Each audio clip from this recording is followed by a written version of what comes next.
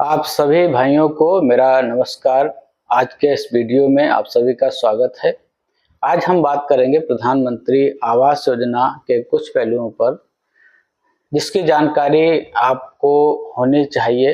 अगर आप ऐसा कुछ करते हैं तो कुछ लोगों का भला हो सकता है, आपका भी भला हो सकता है। अक्सर गांव में देखा जाता है कि लोग अपात्र होते हैं, उनको आवास मिल जाता है और पात्र वहीं खड़े खड़े देखते रह जाते हैं, मन को कसोटते रह जाते हैं कि आखिर हमें आवास क्यों नहीं मिला, इन्हें आवास क्यों मिल गया। इसके पीछे बहुत सारे कारण रहते हैं। इस वीडियो को मैं आगे बढ़ाऊं इससे पहले आपसे एक रिक्वेस्ट करूंगा, एक निवेदन करूंगा कि अगर आप हमारे चैनल पर बराबर हमें देख रहे हैं या पहली बार देख रहे हैं लेकिन अभी तक चैनल को सब्सक्राइब नहीं किया तो चैनल को हमारे सब्सक्राइब कर लीजिएगा। वीडियो को लोगों तक शेयर करिएगा। शेयर करना इसलिए ज़रूरी है कि जो भी बातें हैं काफ़ी आम आदमी तक पहुंचना मुश्किल हो जाता है। अगर आप शेयर करेंगे तो कभी न कभी वो उसे जरूर देखेगा।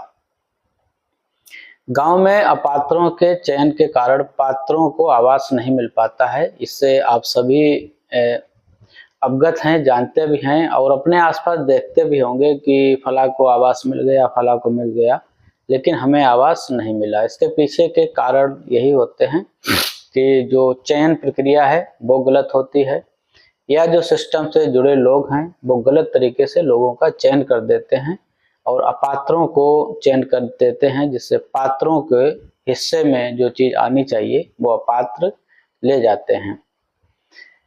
अभी अगस्त निकलने के बाद में सितंबर में हो सकता वेटिंग लिस्ट आ जाए।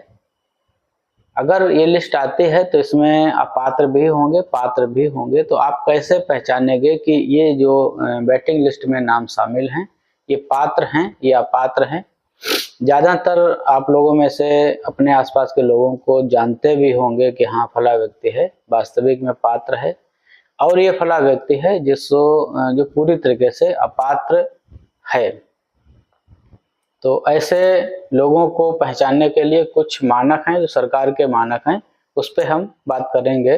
तो मानक क्या है? मानक वही हैं जो अपात्रता के लिए मानक तय किए गए हैं सरकार ने। अगर उन मानकों में से एक भी मानक वह परिवार वह व्यक्ति पूरा करता है तो वो आवास के लिए पात्र नहीं होगा। तो इन चीज़ों को आप ठीक से समझ लें, ध्यान में रखें और इसी आधार पर आप उसका विरोध भी कर पाएंगे। अगर सूची आएगी तो सूची पे जो आपत्तियां मांगी जाएंगी आप उन पे आपत्तियां दे सकते हैं।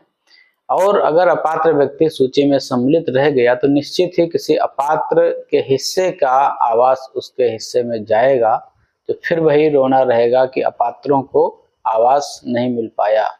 जबकि वास्तविकता कारण यह है कि अपात्रों के हिस्से में चले जाने की वजह से पात्रों को कोई चीज नहीं मिल पाती। अपात्रों की जो सूची है जिसे अपात्रता की सूची कहते हैं, जिससे व्यक्ति अपात्र हो जाएगा, तो सबसे पहले व्यक्ति का कहीं भी पक्का मकान नहीं होना चाहिए।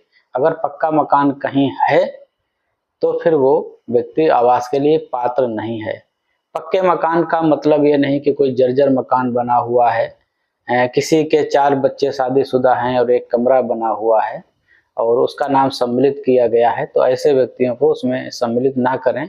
पक्के मकान का मतलब 1, 2, 3 कमरे का मकान बना हुआ है, प्लास्टर भी है, ठीक ठाक है, छत पड़ी है, तो ऐसे पक्के मकानों को सम्मिलित किया जाएगा। जमीन है 2.5 एकड़ तक सिंचित भूमि अगर है तब भी वो अपात्र है। 5 एकड़ तक असिंचित भूमि है तब भी वो अपात्र है। घर में कोई मोटराइज्ड कृषि वाहन है, कृषि यंत्र है, तब भी वो अपात्र है। 4 पहिया वाहन अगर घर में है तब भी वो अपात्र है। अगर किसी व्यक्ति का 50,000 से अधिक का केसीसी बना है, किसान क्रेडिट कार्ड बना है, तो वह व्यक्ति भी अपात्र है। अगर उसको बीते हुए समय में पिछले वर्षों में कभी आवास योजना का किसी भी आवास योजना का लाभ मिला है तब भी वह व्यक्ति अपात्र है। अगर उस परिवार में कोई व्यक्ति जीएसटी रजिस्ट्रेशन लिए हुए है, अपना धंधा बिजनेस करता है, वो भी अपात्रता की श्रेणी में आता है। अगर उस परिवार में कोई व्यक्ति सरकारी नौकरी में है तब भी वो अपात्र है। अगर कोई प्रोफेशनल टैक्स देता है, प्रोफेशनल काम करता है, जैसे डॉक्टर हो गए, वकील हो गए, चार्टर्ड अकाउंटेंट हो गए, इस तरह के लोग हैं, वो भी अपात्र हैं।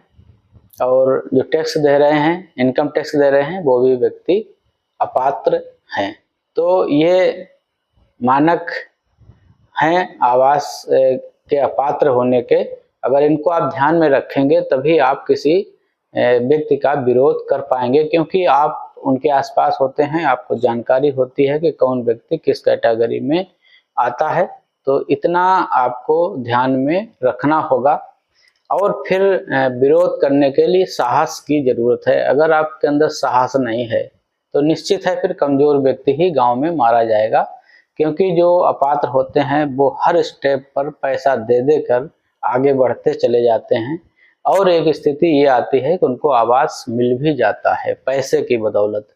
तो ऐसे लोगों को शुरू में ही उनका विरोध करें, उनका नाम सूची से हटवाने का प्रयास करें। आप जब लिखित में देंगे, आप आपत्तियां करेंगे, तभी वो नाम हटाए जा सकते हैं और तभी किसी पात्र व्यक्ति को आवास मिल पाएगा।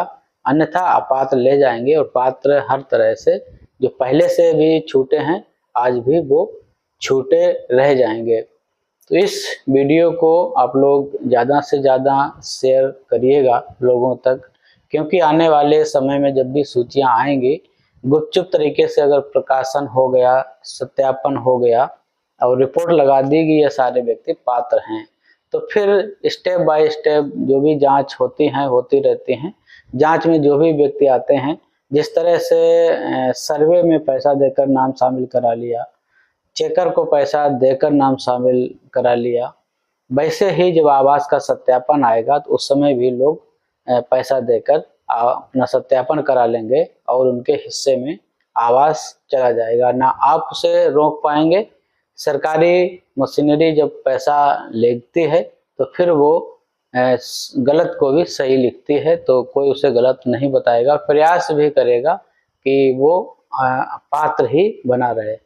तो इतना सा आपसे कहना था। आप पहले से तैयारी रखिएगा, समझिएगा कि क्योंकि जब भी अपात्रों को आवास मिल जाएंगे तो फिर आपके आसपास के पात्र लोग ही उसमें छूट जाएंगे।